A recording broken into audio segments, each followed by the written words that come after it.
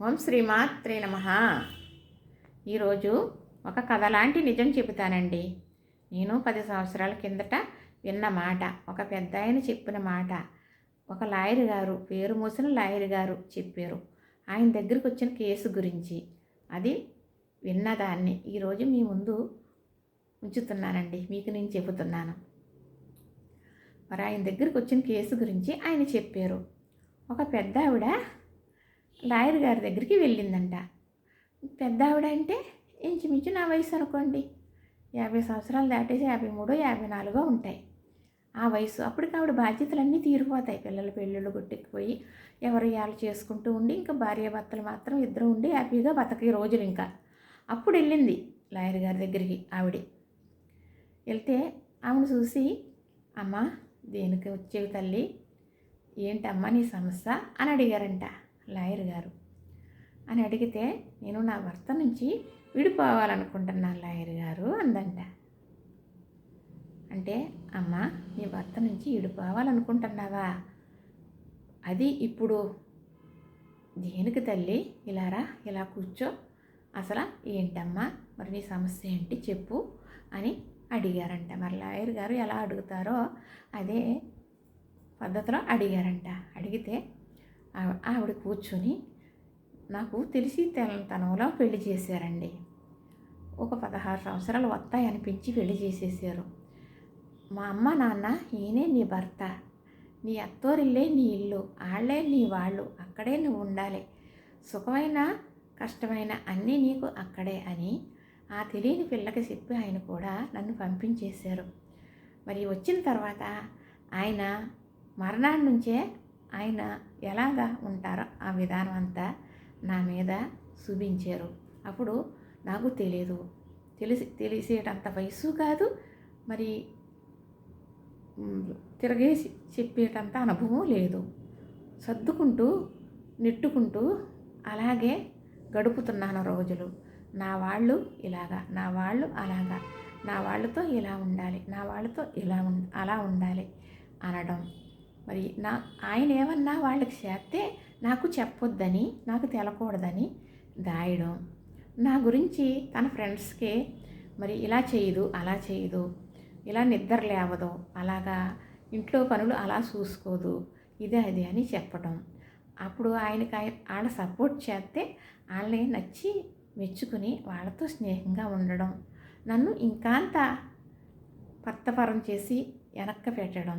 ఇంట్లో మసులుతూ భర్త ఉన్నాడనే ఉనికి లేకుండా ముఖం పక్కకెట్టుకుని మరి వెనక్కి తిరిగి పడుకొని ఏం చేస్తున్నానో అని ఇలా చూడటం, ఎక్కడికి వెళ్ళానా చూడటం. మరి ఇంట్లో ఉండి కూడా ఒక మనిషి లేనట్లుగా మసలటం. అలా చిన్నపిల్లల తత్వంలాగా మసులుకుంటూ వస్తుంటే ఆ బాధని దిగకు మింగుకుంటూ ఇలాగాలో పిల్లలు పుట్టుకొచ్చారు. ఇందులో సగం జీవితం అయిపోయింది నాది. అందులోకి వెళ్ళేటప్పటికి మొత్తం నా గురించి నేనే మర్చిపోయాను లాయర్ గారు. నా గురించి నేనే మర్చిపోయాను. నేను తినటం మర్చిపోయాను, నాకంటూ ఇది ఉండాలంటాం కూడా మర్చిపోయాను. ఇలాగా ఈ భర్త ఈ ఫ్రెండ్స్తో ఇలా అలా చెప్పడం, ఓ పండగ వస్తేరని చీరలు కొనాలంటే కొన్నాక తిట్టడం. ఇంట్లో సరుకులు నిండుకున్నాయి, చుట్టాలు అత్తమామలు మరుదులు పిల్లలు ఉన్నారు కదా, కూర్చుంటుంది కదా, ఈ సరుకులు తేవాలంటే తిట్టడం, తెచ్చేగా తిట్టడం. ఇందులోనే భయపడుతూ బాధపడుతూ ఏడుచుకుంటూ బ్రతికేశానండి. ఇక పిల్లల్ని ఏదో రకంగా గట్టెక్కించి సెటిల్ అయిపోయారు. అప్పుడు ఈయన పిల్లల్ని ఎంచుకున్నారు. పిల్లలతో మాట్లాడడం, పిల్లలకి చెప్పడం తల్లి మీద. పిల్లలకి ఏముంది, తండ్రికి సపోర్ట్ చేస్తే తల్లినంటే ఇష్టమని తెలుసు కదా. అప్పుడు వాళ్ళ వైపుకి తిరిగి మాట్లాడడం. అప్పుడు వాళ్ళతోటే ఉండి ఇంకా పత్వరం చేసి నా మీద ఇంకా ధ్యాసం పెంచుకొని ఇంకా ముఖం పక్కకెట్టుకుని పక్కలకి వెళ్ళిపోయి అలాగా తన బిహేవియర్ ఇంకా ఇలాగా ఉండటం. ఇవన్నీ చూసిన దాన్ని ఇక పిల్లలు వెళ్ళిన తర్వాత ఇద్దరం ఆనందంగా ఉండాలి ఇప్పుడైనా అని ఆయనకి తెలుస్తుందేమో అనుకున్నాను. 60 సంవత్సరాలు దాటి ఇక 70 వస్తాయి అనగా కూడా ఆయన పద్ధతి అలాగే ఉన్నదండి. ఇంకేముంటుందండి మార్పు. ఇక నేనే ఒక రకంగా కొంచెం సంతోషపడదామని ఈ నిర్ణయానికి వచ్చాను లాయర్ గారు అన్నదట. ఎర్రి తల్లి, పిచ్చి తల్లి, నీకంటూ నువ్వేమీ దాచుకోలేదు. నా పిల్లలో నీ నీ శక్తంతా నీ కుటుంబానికి ధారపోసావు. సేవలు చేసేసి భర్తని పిల్లలని నీకున్నదంతా నా పిల్లలకు కదా పెట్టుకోవాలని పెట్టేశావు. మరి నీ దగ్గర శక్తి లేదు, నీ దగ్గర ఆధారము లేదు. మరి నువ్వు ఇప్పుడు మీ వారికి విడాకులు ఇచ్చేసి నువ్వు వేరేగా ఉండి ఎలా బతుకుతావమ్మా?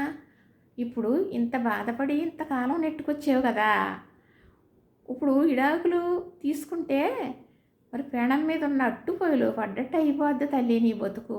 మరి నీకంటూ ఏమి ఉంచుకున్నావమ్మా? ఇప్పుడు నువ్వు వేరేగా సుఖపడటానికి లేదు కదా.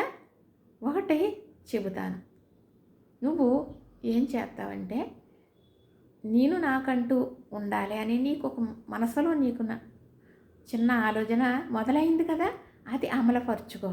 ఈ ఉన్న కాంత జీవితంలో నువ్వు అంత ఆనందం పడతావని నేను చెప్పను, కానీ కొంతైనా మెరుగుపడతావు.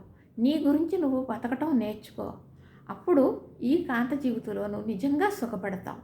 ఇదే నీకు, ఇంకింతకన్నా నీకు వేరే ఆప్షన్ ఏమీ లేదు. పిచ్చి తల్లి, ఇప్పుడు విడాకులు ఇచ్చి ఇంకాంత వాదన కొని తెచ్చుకుంటావా అమ్మా అని చెప్పి పంపించారంట. లాయర్ దగ్గరికి వెళ్తే మన గురించి ఏమి వినకుండానే మనం చెప్పినదే వినేసి మనకి విడాకులు ఇవ్వరు కదండి. ఇచ్చేస్తారా? కాదు కదా. విడాకులు అంటే విడిపోవటానికే లేదండి, బంధానికి విలువనివ్వాలి, బంధాన్ని బలపరుచుకోవాలి. భర్త భార్యకు నచ్చడు, భార్య భర్తకు కూడా నచ్చదు. కాలక్రమేణా ఎవరికైనా జీవితంలో జరిగేదే, సర్దుకుంటూ పోవటమే జీవితం. ఇది కాకపోతే ఇంకోటి, ఇంకోటి కాకపోతే ఇంకోటి, ఏదైనా ఇంతకన్నా ఎక్కువే అవుతుంది కానీ తక్కువ ఏదీ కాదండి. ఒకటే తెలుసుకోవాలి మనుషులు ఎవరైనా కూడా. ఒక గిన్నెలో ఇంత పాత్రలో పరమాన్నం వండేవండి కదా, చక్కగా చాలా బాగా రుచిగా చిక్కటి పాలతో కిస్మిస్సు మరేమో జీడిపప్పు, బాదం పప్పు అన్నీ వేసి పాయసం చక్కగా పాత్రలో వండాం కదా. మరి అది ఆ పాత్రలోది ఎండి పాత్రలోని, బంగారపు పాత్రలోని, మట్టి పాత్రలోని పోసాం. ఈ 3 పాత్రలోని వేసాం. ఏం పాయసం పోసాం? ఈ పాత్రలో వండిన పాయసమే పోసాం. ఇందులో ఎండి పాత్రలో పోసినంత మాత్రం మారిపోయిందా? బంగారు పాత్రలో పోతే మారిపోయిందా? మట్టి పాత్రలో పోతే మారిపోయిందా? అదే పాయసం కదా. జీవితం కూడా అదేనండి. తెలుసుకుంటే ప్రతి ఒక్కళ్ళు తెలుసుకోవాల్సింది ఇదే. చిన్నైనా పెద్దయినా, కూతురైనా కొడుకైనా, భార్య అయినా భర్త అయినా దీనికి విలువనిచ్చి నడుచుకుంటూ వెళ్ళిపోవడమే. ఏది శాశ్వతం కాదు. ఈ ఉండే యవ్వనం శాశ్వతం కాదు. ఈ వయసు ఎలాగవుతుంది శాశ్వతం? ఈ వయసు ఎలా ఉండిపోతుంది? ఈరోజు గడిచిపోయింది, ఇది సాయంకాలం అయిపోయింది, మన జీవితంలో ఒక రోజు తరిగిపోయింది. అది తెలిస్తే ఒకరిని బాధించుకోరు, ఒకరిని నిందించుకోరు, ఒకరి గురించి ఒకరికి చెప్పరు, ఒకరి గురించి ఒకరిని బాధ పెట్టరు. ఎవరైనా సరే మనిషికి తప్పు చేసేది తప్పని తెలిస్తే ఆ తక్షణమే మనిషి బాగుపడిపోతాడండి. అది ఎవరైనా సరే అప్పటి నుంచే తనం బాగుపడటం మొదలవుతుంది. ఎప్పుడైతే తెలుసుకోకుండా దుర్మార్గం చేస్తూ మనం చేసేది తప్పని తెలిసి తప్పు చేస్తూ ఉంటే అది ఎదుగుదలకి పనిచేయదండి. ఎదుగుదలకి పనిచేయదు. ఏదైనా కూడా మనం అనుకున్న పనులు అవ్వాలి అంటే మనలో మంచి సంకల్పం ఉండాలి, మంచి ఆలోచన ఉండాలి, మంచి పనులు ఉండాలి. ఎవరిని పూజించాలో వారిని పూజించాలి, ఎవరిని ప్రేమించాలో వారిని ప్రేమించాలి. అప్పుడే మన పనులు చక్కగా నెరవేరుతాయి. ఒకవేళ నువ్వు కృత్రిమంగా చేసుకున్నా కూడా సంతోషం అనేది ఉండదు. ఒకరిని బాధ పెడితే సంతోషం అనేది ఎప్పటికీ ఉండదు. మనం ఒకరి కోసం బాధపడ్డామో అయినా పర్వాలేదు, దేవుడు మేలే చేస్తాడండి. ఇదే నేను చెబుతాను. ఇది నిజమైన సత్యాలు చూస్తేనే వస్తాయండి ఇలాంటి మాటలు. మరి మీకు అర్థమైందని అనుకుంటున్నానండి. లైక్ చేయండి, షేర్ చేయండి, సబ్స్క్రైబ్ చేయండి.